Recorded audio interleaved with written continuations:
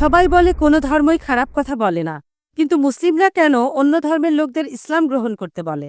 বোন, আপনি বললেন সব ধর্মে ভালো সব কথা থাকে, কিন্তু মুসলিমরা আমাকে ইসলাম গ্রহণ করতে বলে কেন? অন্য যেসব ধর্ম আছে সেগুলো যা বলে তার বেশিরভাগ কথাই ভালো। তবে ইসলাম ভালো কথা বলার পাশাপাশি আপনাকে দেখাবে কিভাবে সেটা অর্জন করতে হয়। আমি উদাহরণ দিয়েছি, সব ধর্মই বলে চুরি করো না, ইসলাম একই কথা বলে, তবে ইসলাম দেখিয়ে দেয় কিভাবে সেই অবস্থানে যাবেন যেখানে কেউ চুরি করে না।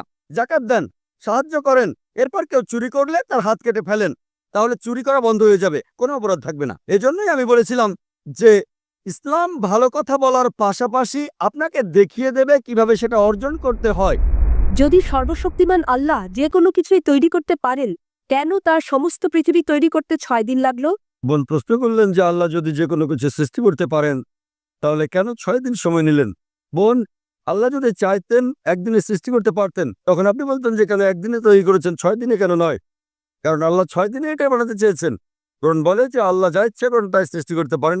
অনেক আয়াতে আছে, আল্লাহ বলেন কোরআনে সূরা আলে ইমরান অধ্যায় 3 আয়াত নম্বর 59, إن مثل عيسى عند الله كمثل آدم خلق من تراب ثم قال له كن فيكون।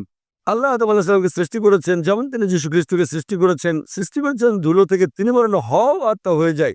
আল্লাহ যখন কিছু সৃষ্টি করতে চান তিনি বলেন হওয়ার হয়ে যায়, তিনি ইচ্ছে করলেই এটা হয়ে যায়। আল্লাহ যদি ইচ্ছে করেন আপনি 9 মাস পরে জন্মাবেন, তাহলে আপনি 9 মাস পরে জন্ম নেবেন। আল্লাহ যদি চান 1 সেকেন্ডে, তাহলে মাত্র 1 সেকেন্ডেই। তো আল্লাহ চাইলেন যে তিনি কোনো কিছু 6 দিনে সৃষ্টি করবেন, তাই তিনি করলেন। পৃথিবীতে অনেক মানুষ ভুল কাজ করছে। আমার ভাবতে খুব অবাক লাগে, এতগুলো মানুষ দোজখে যাবে। তিনি অবাক হচ্ছেন এতগুলো মানুষ কিভাবে দোজখে যাবে। আমাদের এই জীবনটা হলো পরীক্ষা। আপনারা যদি ভালো করে দেখেন যে নিচু গ্রেডের পরীক্ষাগুলোতে বেশিরভাগ ছাত্র পাশ করে, তবে উপরের লেভেলে গেলে সেখানে পাশ করাটা কঠিন। উদাহরণস্বরূপ কোনো কঠিন পরীক্ষায় বসেছেন, যেমন মেডিকেল কলেজে ভর্তি হতে গেলে আপনাকে পড়তে হবে, খাটাখাটনি করতে হবে, পড়াশোনা করতে হবে। একইভাবে বেহেশতে যেতে গেলে এটা সহজ কাজ না, এটা মেডিকেলে ভর্তির চেয়েও অনেক কঠিন কাজ। তাই এটা আসলে পরকালের জন্য পরীক্ষা। যারা আল্লাহর নির্দেশগুলো মেনে চলবেন তারা ইনশাআল্লাহ বেহেশতে যেতে পারবেন। আশা করি বোন উত্তরটা পেয়েছে।